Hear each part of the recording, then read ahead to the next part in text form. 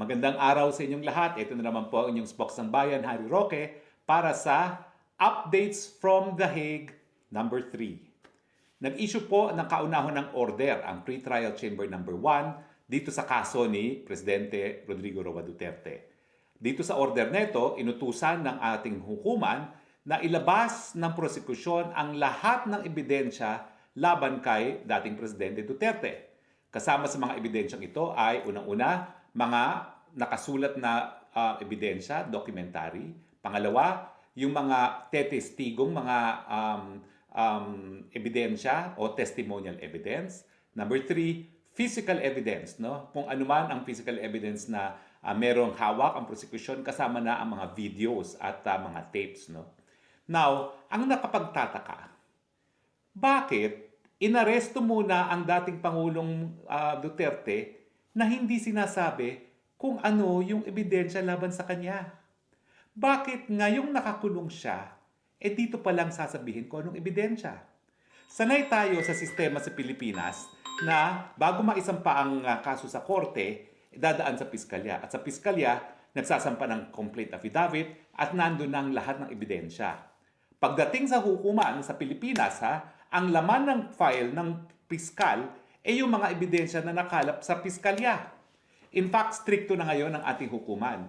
Sang-ayon dun sa summary rules na inadapt ngayon ng Korte Suprema, pag hindi mo sinama sa piskalya at sa simula ng kaso ang ebidensya, hindi na po pwedeng maipasok.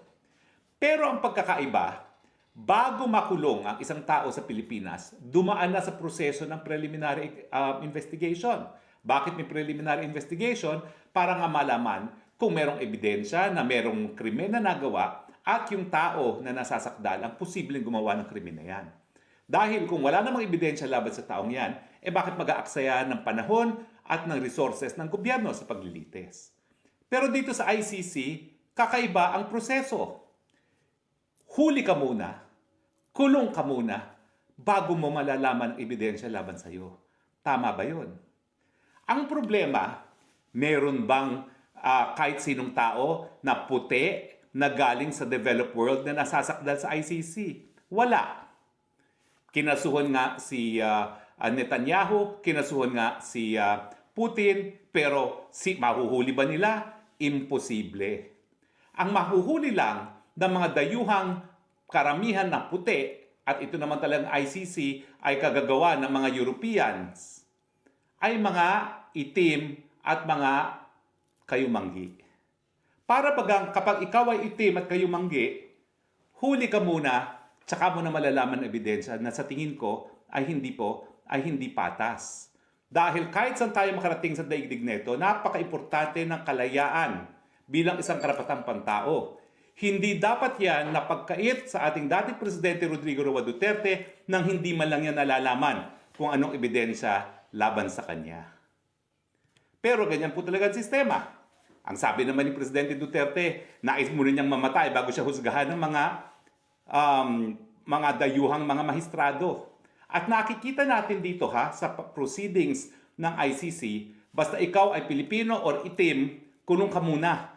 Wala kaming pakialam, miski hindi mo pa alam at hindi mo pa nakikita ang ebidensya laban sa iyo. At saka tignan niyo po pumasok sa kulungan ang dating Presidente May 12. Ang tinakdang panahon para dun sa tinatawag na confirmation of charges, September 25. Tama ba yan? Na sa 6 na buwan, nakakulong na yung tao, hindi pa tayo sigurado kung meron kang probable cause laban sa kanya? Kaya merong confirmation of charges, ang kasaysayan po niyan, para makumbinse yung mga bansang gaya ng Amerika na sumali sa ICC. Kasi sabi ng mga Amerikano, napakamakapangyarihan yung prosecutor na yan. Pwede niyang kasuhan ng isang nakaupong presidente, and yet, wala siyang accountability kasi sa Amerika, ang kanilang mga prosecutors, mga chief prosecutors, ay halal ng taong bayan. Sino si prosecutor ng ICC na pwede magpakulong sa mga nakaupong presidente? Wala namang naghalal sa kanya. Now, para makonvince sa mga Amerikano, may pre-trial chamber na binuo at kasama dyan sa pre-trial chamber yung confirmation of charges. Dyan palang malalaman kung merong probable cause. Kasi yung warrant of arrest na issue lang ng reasonable basis. magkaiba po yung reasonable basis. Kumbaga, ito ang sa civil cases, preponderance of evidence. Ito, para for purposes of warrant of arrest sa ICC, reasonable grounds.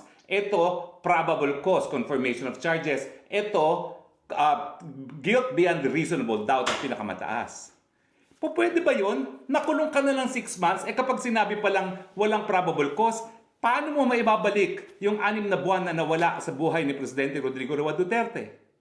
Huwag naman po sana mangyari, Panginoon. Kung may mangyari sa pagkatao ni Presidente doon sa 6 na buwan na yon, na hindi pa man sigurado kung merong probable cause dahil ng confirmation charges, ang initial hearing 6 na buwan pagkatapos sa kanyang pagkakaaresto. Hindi pa tayo sigurado kung ganong katagal yung proseso ng confirmation of charges, ha? So pwede na kung ang confirmation charges is 6 na buwan na rin, mantakin nyo 1 taon, tapos i-release dahil walang probable cause. Paano mo ibababalik yung nawalang 1 taon ng isang nasasakdal sa ICC? Alam niyo po, bagamat ang ICC ay nais magbigay ng katarungan sa mga biktima ng mga pinakakrumal-dumal na krimen sa buong daigdig, ang intensyon naman ng mga bansa ay ang kanilang mga lokal na hukuman muna ang dapat maglitis ng mga kasong ito. Nakareserba lang talaga ang ICC dun sa mga lugar na walang gumaganang gobyerno at walang hukuman, o di naman kaya may mga batas na nagbibigay ng impunity or immunity sa ilang mga tao. At yung mga bansa gaya ng Thailand na mayroong monarchy, talaga namang hindi po pwedeng kasuhan ang hari kahit ano mangyari. Pintasan mo nga lang ang hari, makukulong ka na dyan. Paano mo pa mapapakulong ang hari mismo? Pero ang importante dyan is, bagamat naniniwala tayo na dapat talaga pag walang gumaganang hukuman, mapananagot pa rin yung gagawa ng pinakakarumal-dumal na mga krimen laban sa buong daigdig, importante naman na yung karapatan ng mga nasasakdal, yung mga nakadetene, ay respetuhin. No person shall be deprived of life, liberty, and property without due process of law. Buong daigdig rin respeto yan. Pero bakit ikukulong ka muna? 6 months later, malalaman mo kung ano ang ebidensya. Tama ba yan? Hindi. Dahil yung 6 months sa pinagkait mo ang kanyang kalayaan, that is deprivation of due process. Dahil nakulong mo na siya, nawala ang kalayaan niya sa 6 na buwan, and yet hindi niya alam kung anong basihan ng kanyang pagkakakulong. At ang masakit pa, mga taong may kulay lamang ang linilitis ng ICC. Walang puti po na nalilitis sa ICC. Tayong mga may kulay lang ang pinagkakait ng karapatan ng kalayaan bago pa malaman kung anong ebidensya. Kayo na po maghusga. Tama ba ho na pinagkait na ng kalayaan, kinidnap na ang ating presidente bago pa niya malaman ang ebidensya laban sa kanya? Alam ko po ang aking kasagutan. Hindi po yan makatarungan. Kayo po ang maghusga.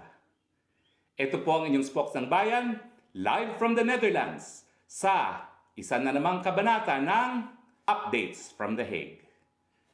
Bye-bye!